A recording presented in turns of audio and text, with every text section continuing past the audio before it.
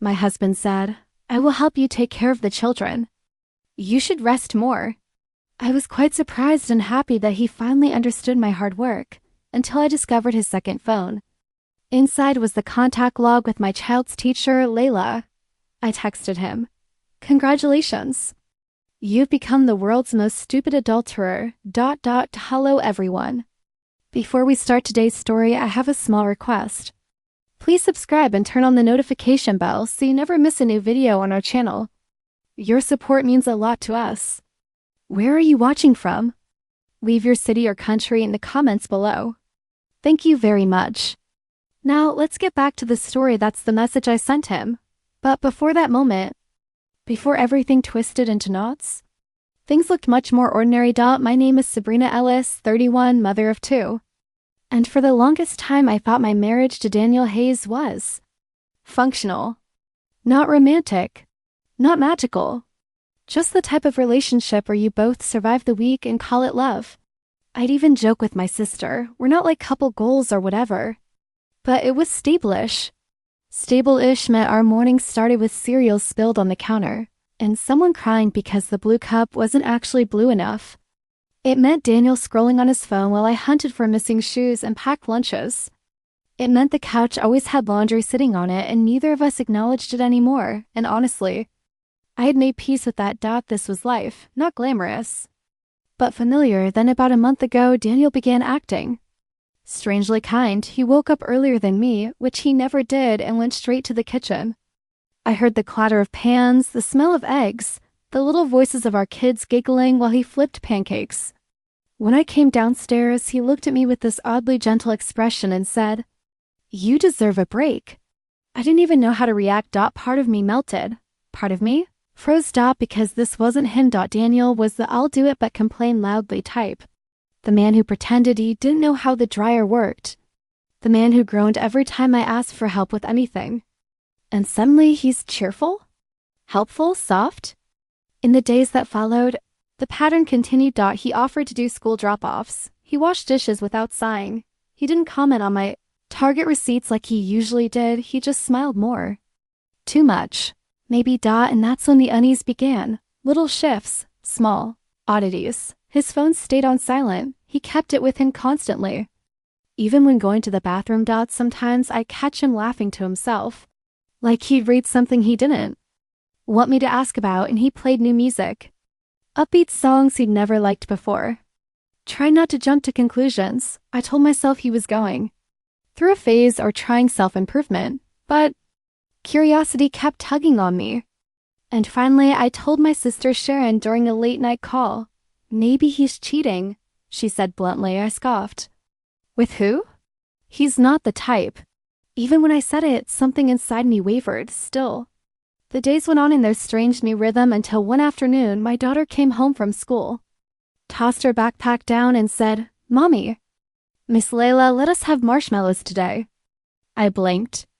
"Who's Miss Layla?" "Our teacher helper. She's purple hair and tattoos, and she knows Daddy's favorite songs." I felt something tighten in my chest. Not fear, not jealousy. Something harder to name. Later that night, when I asked Daniel who she was, he didn't look up from his phone. "She's just a teacher's assistant. Don't overthink everything." His voice was casual.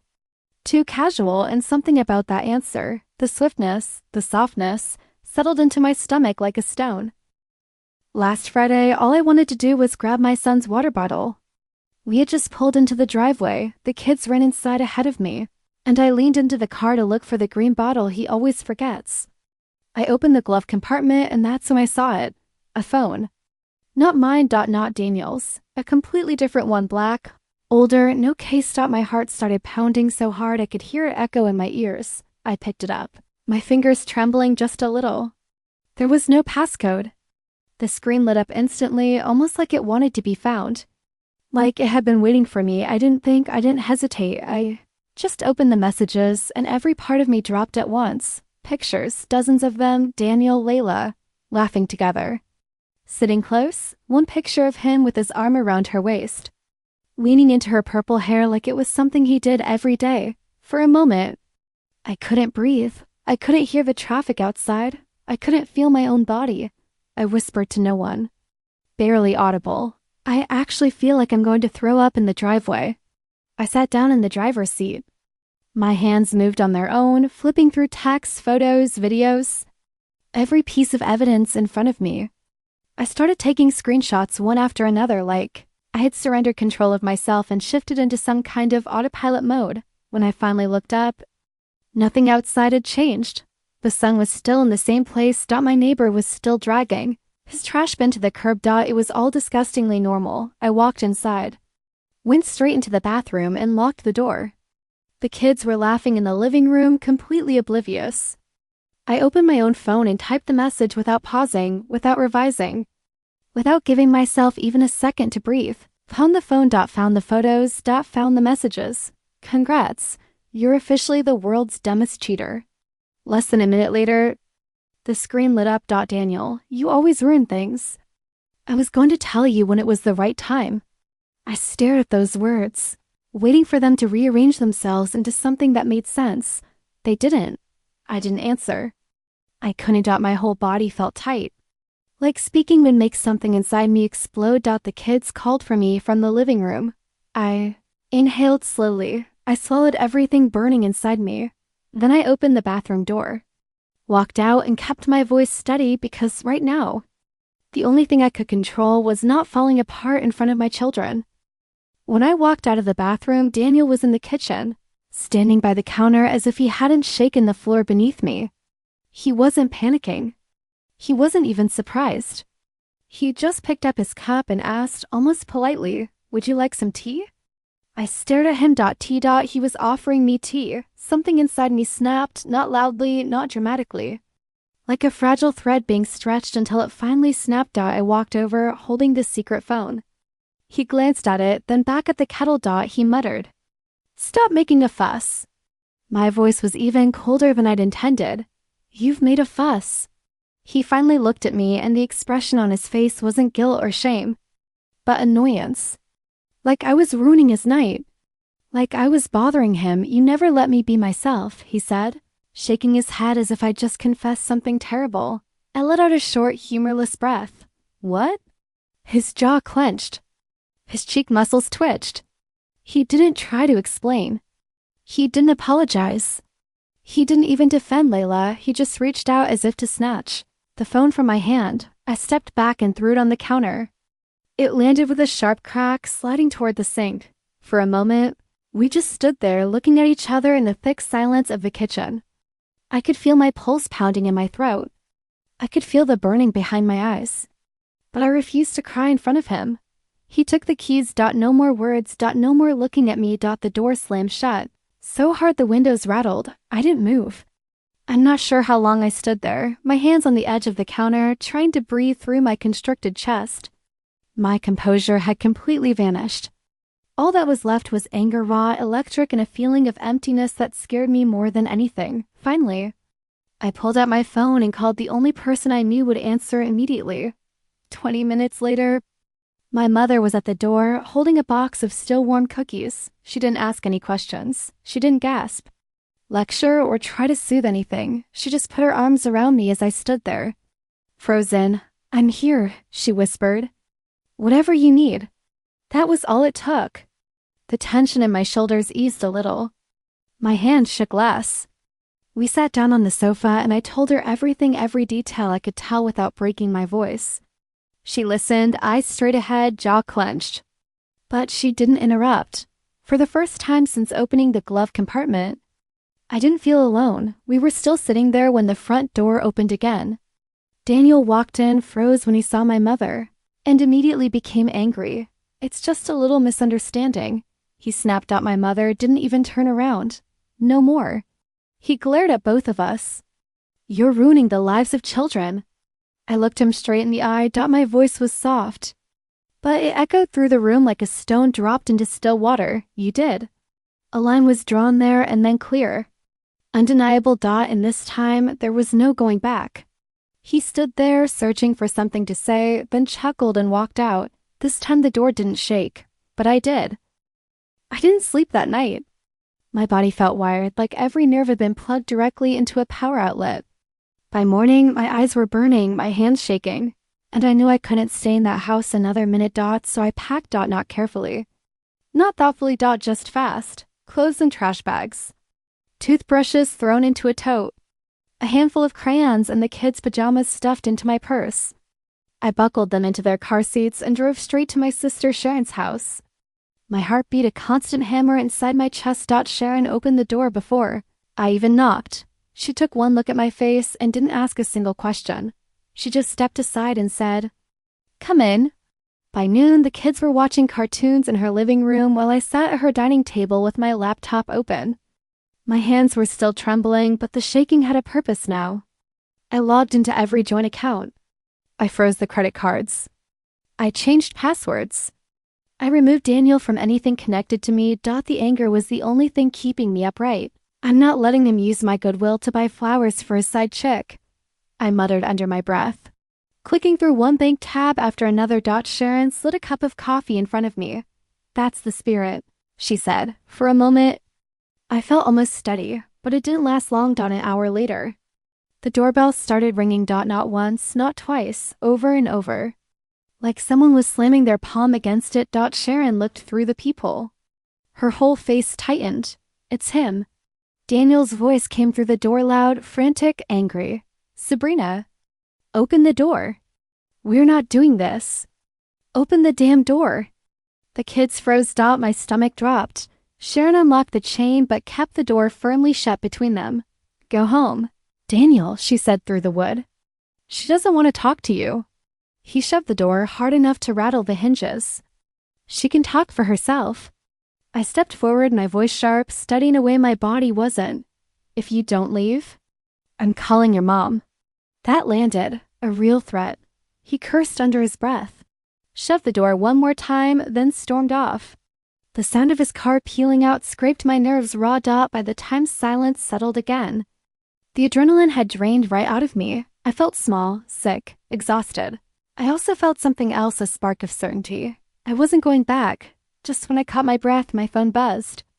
And buzzed again. And again. First his mother, then his sister, Kate. Long messages. Blaming messages, accusations typed at lightning speed. "You're destroying your family. You always made him feel small. You never let him be himself. You're just trying to punish him." I stared at the screen, numb. Then I opened the photos I had taken, the messages.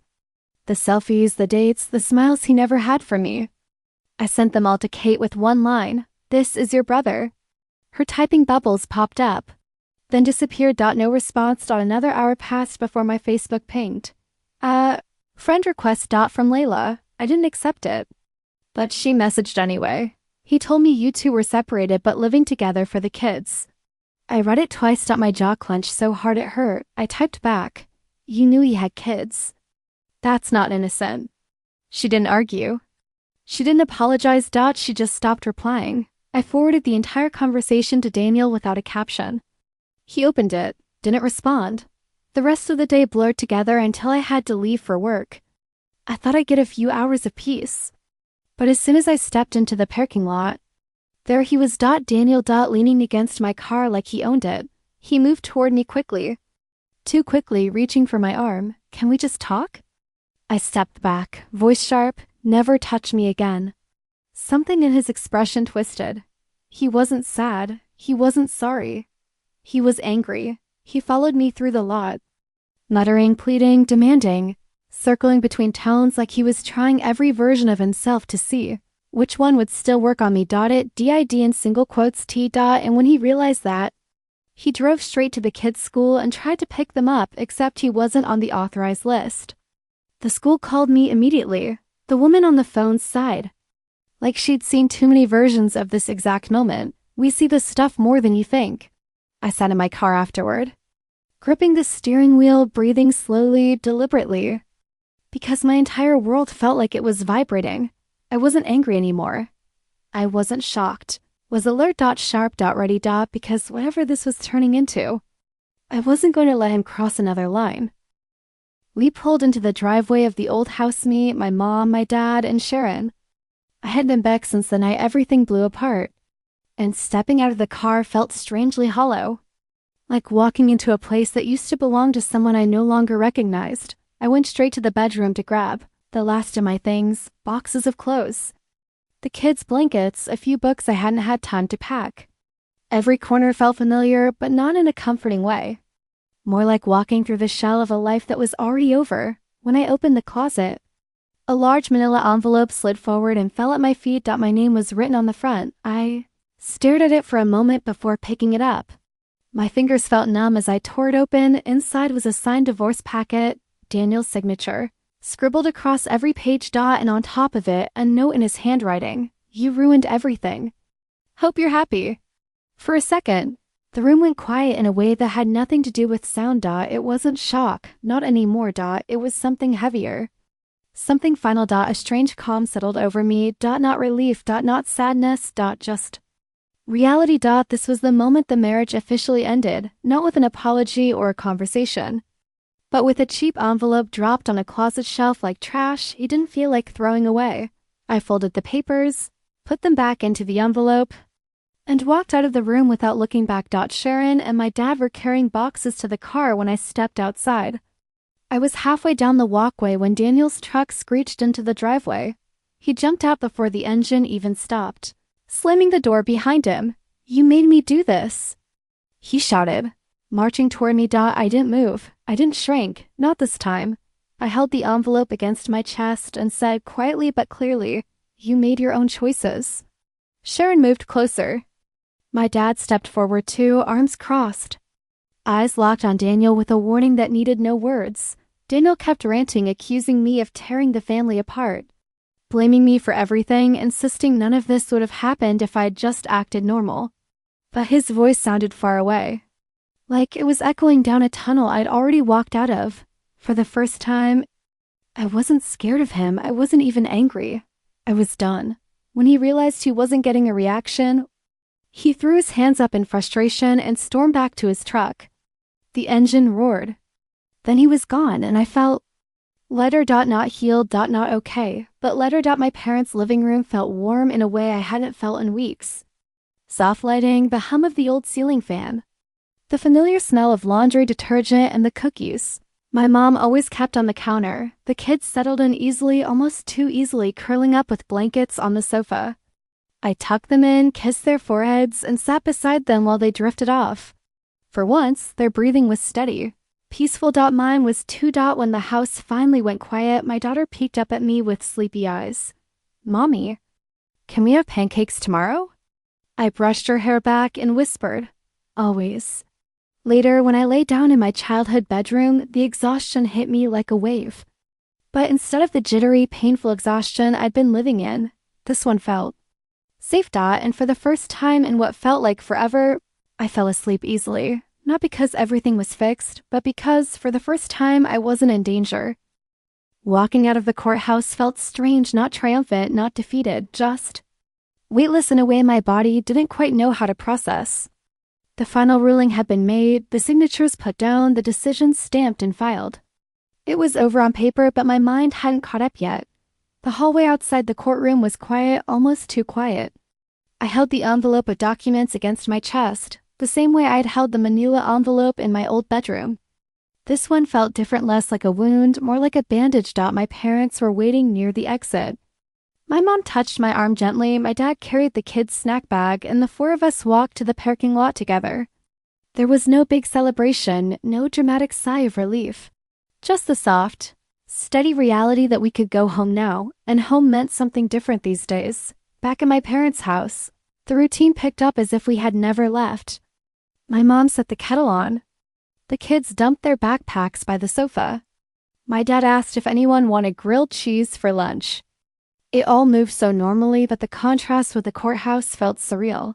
Later that evening, after I tucked the kids into bed and kissed their foreheads, I sat at the edge of the couch with the divorce envelope beside me.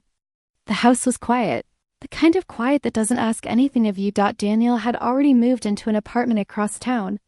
His family hadn't spoken to me since the hearing. I hadn't missed their messages. Silence was easier. I leaned back into the couch cushions and let out a long breath. I didn't realize I'd been holding People always say that moments like these make you stronger, that you grow, that you rise above. Maybe that's true for some people, but for me, the feeling was simpler, cleaner. I'm not healed. I'm not stronger for it. I'm just done. Saying it out loud made the room feel still in a different way. Not heavy. Not sad. Just clear. I thought about the years behind me, the pieces of myself I'd stretched thin, the excuses I'd swallowed just to keep the peace. And then I thought about my kids curled up safe in their beds, breathing evenly, unbothered by chaos for the first time in a long while. If that makes me the villain in his story, I'm good with that. The words felt true in my mouth, steady. Grounded. I wasn't interested in rewriting the past anymore. I wasn't interested in justifying anything to anyone. I wasn't interested in fixing what had already ended. What mattered was this: my kids wouldn't grow up thinking turmoil was normal. I turned off the living room light, leaving only the small lamp in the hallway glowing warm against the walls. As I walked toward my room, the quiet followed me, not heavy now, but soft. Like something I could finally rest inside. And for the first night in a long time, I lay down without bracing myself. Not healed, not transformed, just done. And that was enough.